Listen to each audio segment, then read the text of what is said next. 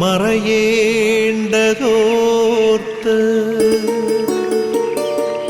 ചന്ദ്രനക്ഷത്രാദികൾ വിതുമ്പുമ്പോൾ മാറ്റമില്ലാതെങ്ങും വിരാജിക്കും ദൈവമേ, അങ്ങയെ വാഴ്ത്തുന്നു ഞങ്ങൾ.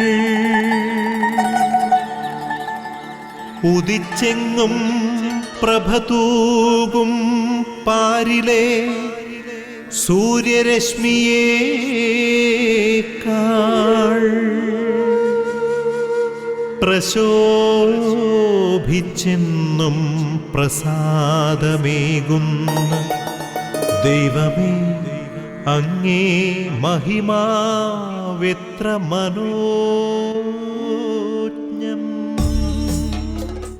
ഏറെ സന്തോഷവും സമാധാനവും അനുഭവിച്ചറിയുവാൻ ഒരു പുതിയ പ്രഭാതം കൂടി ദൈവം നമുക്ക് അനുവദിച്ചു തന്നിരിക്കുകയാണ്. ഈ പുതിയ പ്രഭാതത്തിൽ പ്രഭാത വിരുന്നിൻ്റെ ഈ പുതിയ അധ്യായത്തിലേക്ക് ലോകമെമ്പാടുമുള്ള എല്ലാ ഗുഡ്നസ് TV പ്രേക്ഷകരെയും ഏറെ സ്നേഹത്തോടെ സ്വാഗതം ചെയ്യുന്നു. ഈ ശുശ്രൂഷയുടെ പ്രത്യേക മധ്യസ്ഥയായ പരിശുദ്ധ അമ്മയോട് നമുക്ക് പ്രാർത്ഥിക്കാം. പരിശുദ്ധ അമ്മേ, ദൈവമാതാവേ, ഞങ്ങളെ ഓരോരുത്തരെയും ദൈവിക വഴികളിലൂടെ നടത്തണമേ. ഞങ്ങളുടെ ഈ ശുശ്രൂഷയെ അനുഗ്രഹിക്കണമേ. ദൈവമഹത്വത്തിനായി ഞങ്ങൾ ചെയ്യുന്ന ഓരോ ജോലികളും അതിൻ്റെ പൂർണ്ണതയിൽ ചെയ്യുവാനായി ഞങ്ങളെ അനുഗ്രഹിക്കണമേ. ദൈവപിതാവിൻ്റെ ഇഷ്ടം സ്വജീവിതത്തിൽ പ്രാവർത്തികമാക്കിയ, ദൈവം ആവശ്യപ്പെട്ട കാര്യങ്ങൾ ഒരു തരത്തിലും നോ പറയാതെ ദൈവത്തിന് ഇഷ്ടമനുസരിച്ച് ജീവിതത്തിൽ പൂർത്തിയാക്കിയ പരിശുദ്ധ അമ്മേ, അമ്മയുടെ ആ വലിയ മനോഭാവം ഞങ്ങൾക്ക് തരണമേ. ജീവിതത്തിൻ്റെ ഏത് സാഹചര്യങ്ങളിലും ദൈവ ഇഷ്ടത്തിനനുസരിച്ച് ജീവിക്കുവാൻ ഞങ്ങളെ അനുഗ്രഹിക്കണമേ. പരിശുദ്ധാത്മാവായ ദൈവമേ, ഞങ്ങളെ ശക്തിപ്പെടുത്തണമേ. അങ്ങാണല്ലോ ഞങ്ങൾ ജ്ഞാനവും അറിവും പകരുന്നത്. വചനത്തിൻ്റെ ആഴങ്ങളിലേക്ക് പോകുവാൻ ഞങ്ങളെ ഓരോരുത്തരും അനുഗ്രഹിക്കണമേ. അങ്ങേ ആ രൂപയാൽ ഞങ്ങളെ നിറയ്ക്കണമേ. ഈ പ്രാർത്ഥനാവേളയിൽ ലോകമെമ്പാടും വിശ്വാസത്തിന് വേണ്ടി പീഡനങ്ങൾ അനുഭവിക്കുന്ന നമ്മളെല്ലാ സഹോദരങ്ങളെയും പ്രത്യേകമായിട്ട് നമുക്ക് സമർപ്പിക്കാം. വിശ്വാസം സംരക്ഷിക്കുന്നതിന് വേണ്ടി, ഈശോയിലുള്ള വിശ്വാസം ഏറ്റുപറയുന്നതിന് വേണ്ടി പീഡിപ്പിക്കപ്പെടുന്ന എല്ലാ മക്കൾക്കും അവരുടെ വിശ്വാസ ചൈതന്യത്തിൽ ഉറച്ചു നിൽക്കുവാനും പീഡനങ്ങളുടെ മധ്യേ പോലും വിശ്വാസം പ്രഘോഷിക്കുവാനുള്ള കൃപ ലഭിക്കുന്നതിന് വേണ്ടി, ധൈര്യം ലഭിക്കുന്നതിന് പ്രത്യേകമായിട്ട് പ്രാർത്ഥിക്കാം. പരിമളത്തിനുറവയാം നറുസൗരഭ്യമാകട്ടെ ഞങ്ങളുമീ മണ്ണിൽ.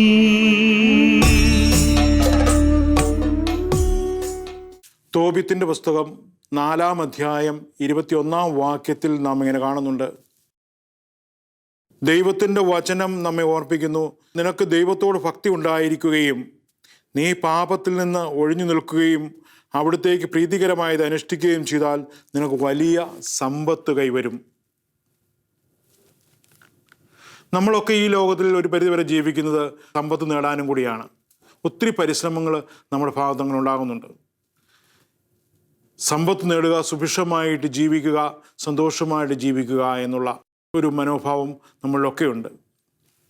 ഇവിടെ ദൈവത്തിൻ്റെ തിരുമനസ്സ് പറയുന്നു എങ്ങനെയാണ് സമ്പത്ത് നേടേണ്ടത്, യഥാർത്ഥ സമ്പത്ത് എന്താണ് എന്ന് വചനം നമ്മോട് പറയുകയാണ്. നിനക്ക് ദൈവത്തോട് ഭക്തി ഉണ്ടായിരിക്കുകയും നീ ദൈവഹിതത്തോട് ചേർന്ന് നിൽക്കുകയും ചെയ്താൽ നിനക്ക് വലിയ സമ്പത്ത് കൈവരും. കാരണം എല്ലാ സമ്പത്തിൻ്റെയും ഉടയവൻ തമ്പുരാനാണ്. ദൈവത്തോട് ചേർന്ന് നിൽക്കുവാൻ നമുക്ക് സാധിക്കണം. പലപ്പോഴും നമ്മുടെയൊക്കെ ജീവിതത്തിൽ നമ്മൾ സംഭവിക്കുന്നത് സമ്പത്തിന് പുറകെ ഓടുമ്പോൾ നമ്മൾ ദൈവത്തെ മറക്കുകയാണ്.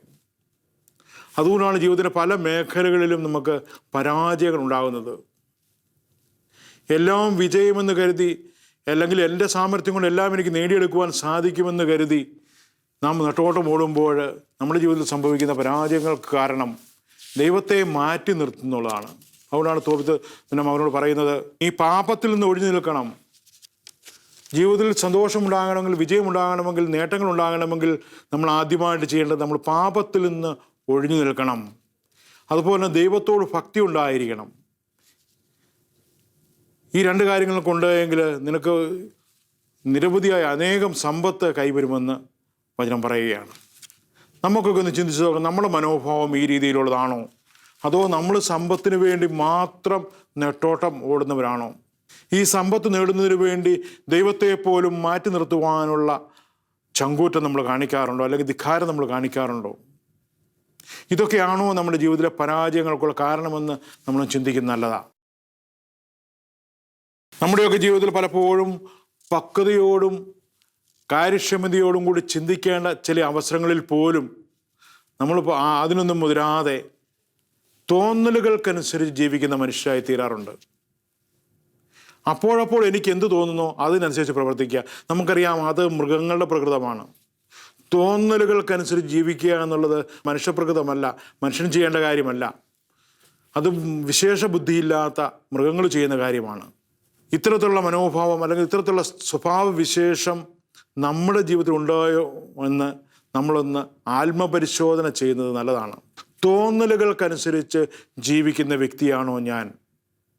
അതോ ദൈവിക പ്രേരണകൾക്കനുസരിച്ച് ജീവിക്കുന്ന ഒരു മനുഷ്യനാണ് ഞാൻ? ഈ ഒരു തിരിച്ചറിവ്, ഈ ഒരു ബോധ്യം നമ്മൾ ജീവിതത്തിൽ ഉണ്ടാവണം.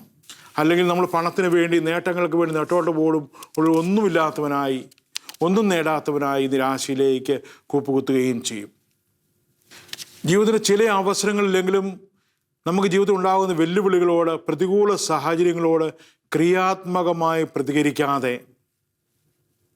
പ്രതികരിക്കേണ്ട രീതിയിൽ പ്രതികരിക്കാതെ, തനിക്ക് തോന്നുന്ന രീതിയിൽ അല്ലെങ്കിൽ തൻ്റെ കണക്കുകൂട്ടലുകൾക്കനുസരിച്ച് എൻ്റെ ശക്തിയും ബലവും കൊണ്ട് നേരിടുവാൻ സാധിക്കും എന്നുള്ള തെറ്റിദ്ധാരണയുടെ പേരിൽ നമ്മൾ പ്രതികരിക്കാറുണ്ട്. ഇത്തരം സാഹചര്യങ്ങളൊക്കെ നമുക്ക് സംഭവിക്കുന്നത് വീഴ്ചകളാണ്, പരാജയങ്ങളാണ്. പക്ഷെ പലപ്പോഴും നമുക്ക് പറ്റുന്നത് ഈ പരാജയങ്ങളിൽ നിന്ന് പോലും പാഠങ്ങൾ പഠിക്കുവാനായിട്ട് നമുക്ക് സാധിക്കുന്നില്ല എന്നുള്ളതാണ്. നമ്മൾ ആദ്യം അറിഞ്ഞിരിക്കേണ്ടത് യഥാർത്ഥ സമ്പത്ത് എന്താണ് എന്നുള്ളതാണ്. ഈ ഒരു ബോധ്യം നമുക്കില്ലാത്തത്. ദൈവത്തിൻ്റെ തിരുവചനം നമ്മൾ പറയും, നമ്മുടെ യഥാർത്ഥ സമ്പത്ത് നമ്മുടെ ദൈവമാണ്. ആ ദൈവത്തെ സ്വന്തമാക്കുവാനാണ്. അതുകൊണ്ടാണ് തോബിത്ത് പറയുന്നത്, നിനക്ക് ദൈവത്തോട് ഭക്തി ഉണ്ടാവുകയും നീ പാപത്തിൽ നകന്നിരിക്കുകയും ചെയ്താൽ നിനക്ക് യഥാർത്ഥ അനേക സമ്പത്ത് കൈവരും. പലപ്പോഴും നമ്മൾ നേടുന്നതിന് വേണ്ടി പാപത്തിൽ നകന്നിരിക്കുവാൻ, പാപം ചെയ്യാതിരിക്കുവാൻ, തിന്മയുടെ വഴി തേടാതിരിക്കുവാൻ വചനം നമ്മെ ആഹ്വാനം ചെയ്യുകയാണ്. നമ്മുടെയൊക്കെ ജീവിതം നമ്മൾ ആത്മാർത്ഥമായിട്ട് ചിന്തിച്ചറിയാം, നേട്ടങ്ങൾക്ക് വേണ്ടി ഏത് വഴിയേയും പോകുവാനായിട്ട് നമ്മൾ മടി കാണിക്കുന്നില്ല എന്നുള്ളതാണ്. അത് ഈ ആധുനിക കാലഘട്ടത്തിൻ്റെ ഒരു പ്രത്യേകതയാണ്. തനിക്ക് കൊള്ളാമെന്ന് തോന്നുന്നു അല്ലെങ്കിൽ തനിക്ക് വേണമെന്ന് തോന്നുന്നൊരു കാര്യം നേടുവാൻ വേണ്ടി ഏത് തിന്മയുടെ വഴിയേയും പിന്തുടരുക. അത് ദൈവഹിതപ്രകാരമല്ല എന്നും അവിടെ വിജയം ഉണ്ടാകുകയില്ല എന്നും ദൈവത്തിൻ്റെ തിരുവചനം വ്യക്തമായിട്ട് നമ്മോട് പറയുന്നു.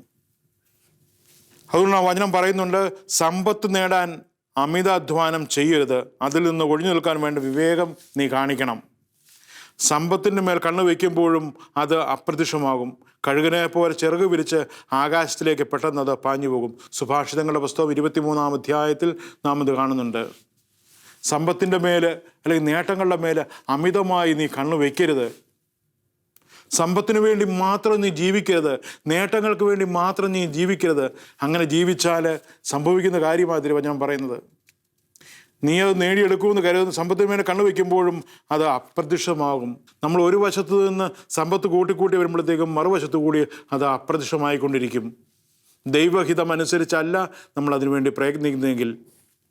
അതുപോലെ തന്നെ കഴുകനെ പോലെ ചിറക് വിരിച്ച് അത് ആകാശത്തിലേക്ക് പറന്നു പോകും. നമ്മൾ പ്രതീക്ഷിക്കാത്ത നിമിഷത്തിൽ നമ്മളിൽ നിന്ന് അത് അകന്നു പോകും. നമുക്കെല്ലാം നഷ്ടമായെന്നിരിക്കും. ഈ ഒരു ബോധ്യം നമുക്കുണ്ടാകണമെന്നാണ് സുഭാഷിതങ്ങളുടെ പുസ്തകത്തിൽ 23-ാം അധ്യായം 4-5 വാക്യങ്ങൾ വ്യക്തമായി നമ്മളെ പഠിപ്പിക്കുന്നത്. ഈ വചനത്തിൻ്റെ അടിസ്ഥാനത്തിൽ നമുക്ക് ചിന്തിച്ചു നോക്കാം. നമ്മളും നേട്ടങ്ങൾക്ക് വേണ്ടി നിരന്തരം ഓടുന്നവരാണ്, എല്ലാം വെട്ടിപ്പിടിക്കണമെന്ന് ആഗ്രഹിക്കുന്നവരാണ്. ഇങ്ങനെ ഈ ഓട്ടങ്ങൾക്കിടയിൽ എനിക്ക് എവിടെയെങ്കിലും പരാജയങ്ങൾ സംഭവിക്കുന്നുണ്ടോ? കയ്യിൽ കിട്ടിയെന്ന് കരുതിയ കാര്യം പോലും വഴുതിപ്പോകുന്ന അനുഭവങ്ങൾ എൻ്റെ ജീവിതത്തിൽ ഉണ്ടോ എങ്കിൽ അതിന് ഒറ്റ കാരണമാണ് വചനം ചൂണ്ടിക്കാണിക്കുന്നത്. നീ ദൈവത്തെ കൂട്ടുപിടിക്കുന്നില്ല, ദൈവത്തോട് ആലോചന ചോദിക്കുന്നില്ല. ഞാൻ എങ്ങനെ മുമ്പോട്ട് പോകണം ദൈവത്തോട് ആലോചന ചോദിക്കുന്നില്ല. സ്വന്തം ബുദ്ധിക്കും ലോകത്തിൻ്റെ കാഴ്ചപ്പാടും അനുസരിച്ച് മുമ്പോട്ട് പോകുമ്പോഴാണ് പരാജയങ്ങൾ ഉണ്ടാകുന്നത്. അതിൻ്റെ പേരിൽ നിരാശനായതുകൊണ്ടോ, ലോകത്തെ കുറ്റം പറഞ്ഞുകൊണ്ടോ, മറ്റുള്ളവരെ കുറ്റം പറഞ്ഞതുകൊണ്ടോ, സഹോദരങ്ങളെ ചവിട്ടി താഴ്ത്തിക്കൊണ്ടോ കാര്യമില്ല. നമ്മുടെ ജീവിതത്തിൽ ആത്യന്തികമായി പരിവർത്തനങ്ങൾക്ക് നമ്മൾ തയ്യാറാകണം. നിങ്ങൾ സമ്പത്ത് നേടുവാനായിട്ട് അമിത അധ്വാനം ചെയ്താൽ അത് പരാജയമായിരിക്കും. ഈ ഒരു തിരിച്ചറിവിലേക്ക് വരാൻ നമുക്ക് പറ്റാത്തതാണ് പലപ്പോഴും. അത് നമുക്കും നമ്മുടെ മക്കൾക്ക് പോലും അത് കാണിച്ചു കൊടുക്കുവാൻ മാതാപിതാക്കൾക്ക് സാധിക്കുന്നില്ല. എങ്ങനെയും എതിരെയും കീഴ്പ്പെടുത്തുക, എന്തും ഏതും എങ്ങനെയും നേടുക എന്നുള്ളൊരു പ്രമാണം മക്കളിലേക്ക് പോലും നമ്മൾ ഇന്ന് കടത്തിവിടുന്നുണ്ട്. ദൈവഹിതമനുസരിച്ച് ജീവിതത്തെ ക്രമപ്പെടുത്തുവാനുള്ള വഴി അവർക്ക് മാതൃകയിലൂടെ കാണിച്ചു കൊടുക്കുവാൻ നമ്മുടെ പല മാതാപിതാക്കന്മാർക്കും കഴിയുന്നില്ല. അതുകൊണ്ടാണ് പലപ്പോഴും നമ്മുടെ മക്കൾ പോലും ഈ മേഖലകളിൽ വഴിതെറ്റിപ്പോകുവാനായിട്ട് കാരണമായി തീരുന്നതെന്ന് വചനം നമ്മെ ഓർപ്പിക്കുന്നുണ്ട്. നമ്മളൊന്ന് ആത്മപരിശോധന ചെയ്യേണ്ടതാണ്. ഞാൻ മാതൃക കൊടുക്കേണ്ടവർക്ക് ഞാൻ മാതൃക കൊടുക്കുന്നുണ്ടോ? അതോ എൻ്റെ ജീവിതം പണത്തിനും നേട്ടങ്ങൾക്ക് വേണ്ടി മാത്രമുള്ളതാണോ? സ്നേഹിക്കേണ്ടവരെ സ്നേഹിക്കുവാനായിട്ട്, പരിഗണിക്കേണ്ടവരെ പരിഗണിക്കുവാനായിട്ട് എനിക്ക് സാധിക്കാതെ പോകുന്നുണ്ടോ? എൻ്റെ ശ്രദ്ധിക്കേണ്ടവരെ ശ്രദ്ധിക്കാതിരിക്കുവാൻ ഞാൻ കാരണമാകുന്നുണ്ടോ? കാരണം എൻ്റെ എപ്പോഴും എൻ്റെ ചിന്ത എങ്ങനെയെങ്കിലും എന്തെങ്കിലും നേട്ടങ്ങളുണ്ടാകുക, എല്ലാം നേടുക, എല്ലാം വെട്ടിപ്പിടിക്കുക, എന്നിട്ട് സുഭിക്ഷമായിട്ടിരിക്കുക. അതുകൊണ്ടാണ് അന്യായമായി സമ്പാദിച്ചു കൂട്ടിയവനോട് കർത്താവ് ചോദിക്കുന്നുണ്ട്, ഇന്ന് രാത്രിയിൽ നിൻ്റെ ആത്മാവിനെ ഞാൻ ആവശ്യപ്പെട്ടാൽ ഈ ഉണ്ടാക്കിയതെല്ലാം നീ ആർക്ക് വേണ്ടി, ഇത് ആരുടേതായി തീരും എന്ന് വചനം ചോദിക്കുന്നുണ്ട്. ഈ ഒരു ചോദ്യം ചിലപ്പോൾ കർത്താവ് നമ്മോടും ചോദിച്ചിരിക്കും. ദൈവഹിതമനുസരിച്ച് ജീവിതത്തെ ക്രമപ്പെടുത്തുവാനായിട്ട്, നമ്മുടെ ചിന്തകളെ ക്രമപ്പെടുത്തുവാനായിട്ട്, നമ്മുടെ പ്രവൃത്തി രീതികളെ ക്രമപ്പെടുത്തുവാനായിട്ട് നമുക്ക് സാധിക്കുന്നില്ല എങ്കിൽ ഈ ഒരു ചോദ്യം തമ്പുരാൻ നമ്മളോടും ചോദിച്ചിരിക്കും. നീ ഉണ്ടാക്കി വെക്കുന്ന ഈ വെട്ടിപ്പിടിക്കുന്നതുമെല്ലാം ഇന്ന് നിൻ്റെ ആത്മാവിനെ ഞാൻ ആവശ്യപ്പെടാൻ അത് ആരുടേതായി തീരും. ഈ ഒരു ബോധ്യം എപ്പോഴും നമുക്കുണ്ടാവണം. എങ്കിൽ മാത്രമേ ദൈവോന്മുഖരായിട്ട് ദൈവഹിതമനുസരിച്ച് ജീവിക്കുന്നവരായിട്ട് മാറുവാനായിട്ട് നമുക്ക് സാധിക്കുകയുള്ളൂ. ഒരിക്കലൊരു സന്യാസിയും ശിഷ്യന്മാരും കാൽനടയായി ഒരു സ്ഥലത്തേക്ക് യാത്ര ചെയ്യുകയായിരുന്നു. വഴിയെ കടന്നു പോകുമ്പോൾ ഒരു മണിമാളികയുടെ മുൻപിൽ അവരെത്തി. അവിടെ ആ മണിമാളികയുടെ മുമ്പിൽ ഒരു പ്രത്യേകത അവർ കണ്ടത്, അനേകം കൊടികൾ, വർണ്ണക്കൊടികൾ പാറിക്കളിക്കുന്നു. ശിഷ്യന്മാരിൽ ഒരുവനോട് ഈ സന്യാസി വരെയും ചോദിച്ചു, ഇതെന്താണ് ഇങ്ങനെ പതിവില്ലാതെ വീടിൻ്റെ മുകളിൽ ഇങ്ങനെ കൊടികൾ നാട്ടിയിരിക്കുന്നത്? അപ്പോൾ ശിഷ്യന്മാരിൽ ഒരുവൻ പറഞ്ഞു, ഈ വീട്ടിൽ താമസിക്കുന്ന വ്യക്തിക്ക് ഒരു പ്രത്യേകതയുണ്ട്. പുള്ളി വളരെ ധനാഢ്യനാണ്. ഓരോ ബിസിനസ്സുകളും മറ്റു കാര്യങ്ങളും ഒക്കെ ചെയ്ത് അനേകം പണമുണ്ടാകും. ഓരോ പ്രാവശ്യം ബിസിനസ് ചെയ്ത് ലാഭം കിട്ടുമ്പോഴും അദ്ദേഹം ഒരു കൊടിക്കൂറ തൻ്റെ കെട്ടിടത്തിന് മുമ്പിൽ ഉയർത്തും. അത് അദ്ദേഹത്തിൻ്റെ സ്വഭാവത്തിൻ്റെ പ്രത്യേകതയാണ്. വളരെ വിചിത്രമായൊരു ചില സ്വഭാവങ്ങൾക്ക് ഉടമയാണ് ആ മനുഷ്യൻ. അതുകൊണ്ടാണ് ഇങ്ങനെ കാണിച്ചിരിക്കുന്നത്. പതിവില്ലാതെ ഇങ്ങനെയുള്ള കാഴ്ചകൾ നമുക്ക് കാണേണ്ടി വരുന്നതെന്ന് ശിഷ്യൻ തൻ്റെ ഗുരുവിനെ ഓർമ്മപ്പെടുത്തി. അപ്പോൾ ഗുരു തൻ്റെ ശിഷ്യനോട് ചോദിച്ചു, നമുക്ക് ആ മനുഷ്യനെ ഒന്ന് കാണുവാനായിട്ട് സാധിക്കുമോ? ഉറപ്പില്ല എങ്കിലും നമുക്കൊന്ന് പരീക്ഷിക്കാമെന്ന് കരുതി അവർ ആ വീട്ടിലേക്ക് ചെന്നു കതകിൽ മുട്ടി. ഉടനെ അയാൾ വന്ന് കതക് തുറന്നു. പ്രതീക്ഷിച്ചതിന് വിപരീതമായി വളരെ സന്തോഷത്തോടെ അദ്ദേഹം അവരെ, ആ സന്യാസി ഗുരുവിനെയും ശിഷ്യന്മാരെയും സ്വീകരിച്ചു. വീടൊക്കെ നോക്കി കണ്ടു. എന്നിട്ട് സന്യാസി തിരിച്ചു പോരാൻ നേരത്ത് ഒരു കാര്യം അദ്ദേഹത്തോട് ചോദിച്ചു. എൻ്റെ കൈവശം മനോഹരമായ ഒരു രത്നത്തളികയുണ്ട്, ഒരു പാത്രമുണ്ട്. ആ പാത്രം ഞാൻ നിങ്ങളെ ഏൽപ്പിക്കുകയാണ്. നിങ്ങൾ മരിച്ച് സ്വർഗത്തിൽ വരുമ്പോൾ, അവിടെ വെച്ച് നമ്മൾ കണ്ടുമുട്ടുമ്പോൾ എനിക്ക് ഇത് നിങ്ങൾ തിരിച്ചു തരണം. വളരെ വ്യക്തമായ സന്ദേശമുള്ള ഒരു കാര്യം. ഇത് കേട്ടതേ ആ ധനാഢ്യനായ മനുഷ്യൻ ആകെപ്പാടെ പരവേശ്വര കൺഫ്യൂഷനായി. ഇതെങ്ങനെ നമ്മൾ മരിച്ച് സ്വർഗത്തിൽ ചെല്ലുമെന്ന് എന്താണ് ഉറപ്പ്? അല്ലെങ്കിൽ നമ്മളെ വിളിച്ച് കണ്ടുമുട്ടുമെന്ന് എങ്ങനെയാണ് ഉറപ്പ്? ഇങ്ങനെ കണ്ടുമുട്ടാൻ സാധിച്ചില്ല എങ്കിൽ ഈ സ്വർണ്ണത്തളിക അങ്ങേക്ക് ഞാൻ എങ്ങനെ തിരിച്ചു തരും? സന്യാസവര്യനോട് ആ ധനാഢ്യനായ മനുഷ്യൻ ചോദിച്ചു. അപ്പോൾ ആ സന്യാസവര്യൻ പറഞ്ഞു, ഇത് തന്നെയാണ്, ഈ ഒരു ബോധ്യത്തിലേക്കാണ് നമ്മളും വളരേണ്ടത്. ധാരാളം സമ്പത്ത് സമ്പാദിച്ചു കൂട്ടുന്നുണ്ട്, ധാരാളം വസ്തുവകകൾ അങ്ങേക്കുണ്ട്, ഒത്തിരി എണ്ണിയ തീരാതെ ധനമുണ്ട് അങ്ങേക്കാണ്. പക്ഷേ അങ്ങ് തിരിച്ചു പോകുമ്പോൾ ഇതെല്ലാം കൂടി കൊണ്ടുപോകാനായിട്ട് അങ്ങേക്ക് സാധിക്കുമോ? ഈ സ്വരുക്കൂട്ടി വെച്ചിരിക്കുന്നതെല്ലാം കൂടി കൊണ്ടുപോകാൻ അങ്ങേക്ക് സാധിക്കുമോ? ഈ ഒരു വലിയ ബോധ്യത്തിലേക്ക് ആ വ്യക്തിയെ ആ സന്യാസവര്യൻ തിരിച്ചു വിളിക്കുകയായിരുന്നു. ആ ധനാഢ്യന് തൻ്റെ തെറ്റ്, തൻ്റെ കുറവ് മനസ്സിലായി. അദ്ദേഹം മാനസാന്തരത്തിലേക്ക് വരികയും തൻ്റെ സമ്പത്തെല്ലാം വീതിച്ച് മറ്റുള്ളവർക്ക് കൊടുക്കുകയും അങ്ങനെ യഥാർത്ഥ സന്തോഷത്തോടെ ഈ ലോകത്തിൽ നിന്ന് യാത്ര ചെയ്യുകയും ചെയ്ത് അറിഞ്ഞു വയ്ക്കുന്നത്. ഇതൊക്കെ നമ്മുടെ ജീവിതത്തിൽ ഇത് തന്നെയാണ്. നമ്മൾ ഇതുപോലൊരു വകതിരിവ് നമുക്കുണ്ടാവണം. ഞാൻ എന്തൊക്കെ സമ്പാദിച്ചാലും എന്തൊക്കെ സമ്പാദിച്ചു കൂട്ടിയാലും തിരിച്ചു പോകുമ്പോൾ എനിക്ക് കൊണ്ടുപോകാൻ സാധിക്കുന്നത് എന്താണ് എന്ന് ദൈവത്തിൻ്റെ തിരുവചനം വ്യക്തമായിട്ട് പറയുന്നുണ്ട്. നമ്മൾ ഈ ലോകത്തിൽ ചെയ്യുന്ന നന്മ പ്രവർത്തികൾ, കാരുണ്യ പ്രവർത്തികൾ, ഇത് മാത്രമേ നമ്മുടെ കൂടെ വരികയുള്ളൂ എന്ന് വചനം പല ആവർത്തി നമ്മൾ പറയുന്നുണ്ട്. അപ്പോൾ ഈ തിരുവചനത്തിൻ്റെ അടിസ്ഥാനത്തിൽ നമുക്കൊന്ന് ചിന്തിച്ച് നോക്കാം, എൻ്റെ ജീവിതം ആ രീതിയിലുള്ളതാണോ? നന്മ പ്രവർത്തികൾ കൊണ്ട്, വിശുദ്ധമായ ജീവിതം കൊണ്ട് ദൈവത്തെ മഹത്വപ്പെടുത്തിക്കൊണ്ടാണോ ഞാൻ ജീവിക്കുന്നത്? അതോ ഓരോ നിമിഷവും നേട്ടങ്ങളുടെ പിന്നാലെ പോയി എല്ലാം സ്വന്തമാക്കാനുള്ള തത്രപ്പാടാണോ ഞാൻ ജീവിക്കുന്നത്? നമുക്ക് ചിന്തിച്ച് നോക്കാം. അങ്ങനെ ഉണ്ടെങ്കിൽ തീർച്ചയായിട്ടും നമ്മുടെ ജീവിതത്തിൽ ഒരു മാറ്റം, ദൈവം ആഗ്രഹിക്കുന്ന രീതിയിലുള്ള ഒരു മാറ്റം പൂർണ്ണമായി വിട്ടുകൊടുക്കുവാനായിട്ട്, അതിനു പകരമായി ദൈവത്തെ സ്വന്തമാക്കുവാനായിട്ട്, ദൈവം എൻ്റെ സർവസ്വവുമാണ് എന്ന് ഹൃദയം കൊണ്ട് വിശ്വസിക്കുവാനും ഏറ്റുപറയുവാനുള്ള രീതിയിൽ നമ്മുടെ ജീവിതത്തെ ക്രമപ്പെടുത്തുവാൻ നമുക്ക് പ്രത്യേകമായിട്ട് ശ്രദ്ധിക്കണം. ദൈവം അതാണ് നമ്മളിൽ നിന്നും ആഗ്രഹിക്കുന്നത്, ദൈവത്തിൻ്റെ സ്വന്തമായിരിക്കുക. അതിനുള്ള കൃപയ്ക്ക് വേണ്ടി നമുക്ക് പ്രത്യേകമായിട്ട് പ്രാർത്ഥിക്കാം. പിതാവിൻ്റെയും പുത്രൻ്റെയും പരിശുദ്ധാത്മാവിൻ്റെയും നാമത്തിൽ ആമേൻ. ആബാ പിതാവേ, സ്നേഹാഗ്നിയാൽ ജ്വലിക്കട്ടെ മക്കളാ ഞങ്ങളെല്ലാം.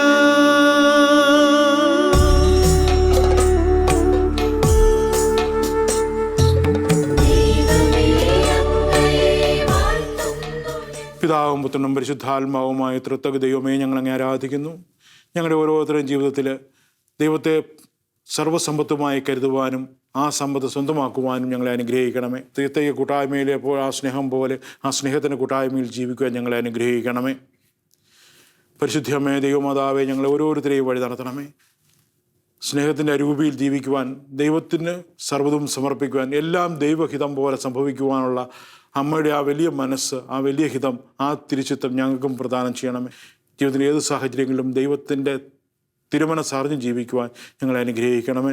വിശുദ്ധ പിതാവേ, ഞങ്ങൾക്ക് വേണ്ടി മധ്യസ്ഥ ഉപേക്ഷിച്ച് പ്രാർത്ഥിക്കണമേ.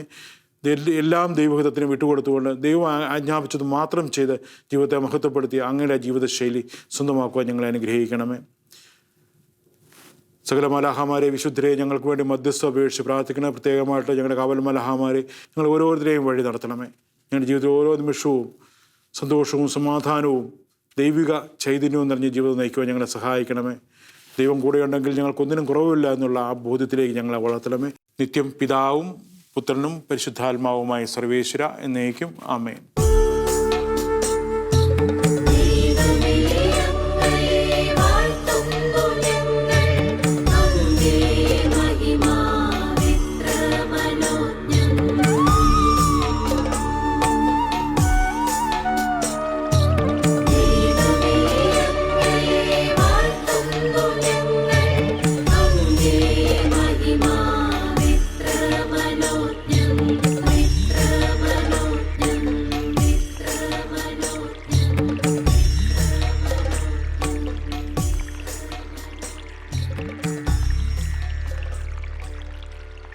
കർദ്ദിനാളന്മാരോടും മെത്രാപ്പൊലീത്തമാരോടും മെത്രാന്മാരോടും ലോകമെമ്പാടുള്ള വൈദികഗണങ്ങളോടും ഇന്ന് ലോകത്തിൽ അർപ്പിക്കപ്പെടുന്ന സർവ്വ ദിവ്യബലിയുള്ള യോധയോട് ചേർന്ന് പിതാവിൻ്റെയും പുത്രൻ്റെയും പരിശുദ്ധാത്മാവിൻ്റെയും നാമത്തിൽ നിങ്ങളെ ഞാൻ ആശീർവദിക്കുന്നു. നമ്മുടെ കർത്താവ് ഈശോ മിശിഹായുടെ കൃപയും പിതാവായ ദൈവത്തിൻ്റെ സ്നേഹവും പരിശുദ്ധാത്മാവിൻ്റെ സഹവാസവും നമ്മളെല്ലാവരും ഉണ്ടായിരിക്കട്ടെ, എപ്പോഴും എപ്പോഴും എന്നേക്കും ആമേൻ. ലോകത്തിൻ്റെ വിവിധ ഭാഗങ്ങളിൽ നമ്മുടെ ശുശ്രൂഷയ്ക്ക് വേണ്ടി മരിയൻ കൂടാരങ്ങളിലിരുന്ന് മധ്യസ്ഥ ഉപേക്ഷിച്ച് പ്രാർത്ഥിക്കുന്ന നമ്മുടെ എല്ലാ സഹോദരങ്ങളെയും നമുക്ക് പ്രത്യേകമായിട്ട് ഓർക്കാം. നമ്മുടെ പ്രാർത്ഥനകളിൽ അവരെയും നമുക്ക് ചേർത്ത് വയ്ക്കാം. സമയം ലഭിക്കുമ്പോഴെല്ലാം അവർക്ക് വേണ്ടി ജപമാലയെങ്കിലും ചൊല്ലി അവരുടെ പ്രാർത്ഥനാ കൂട്ടായ്മയെ ശക്തിപ്പെടുത്താൻ നമുക്ക് പ്രത്യേകമായിട്ട് ശ്രദ്ധിക്കുകയും ചെയ്യാം. എല്ലാവർക്കും ഒരു നല്ല ദിവസം ആശംസിച്ചുകൊണ്ട് നിർത്തുന്നു.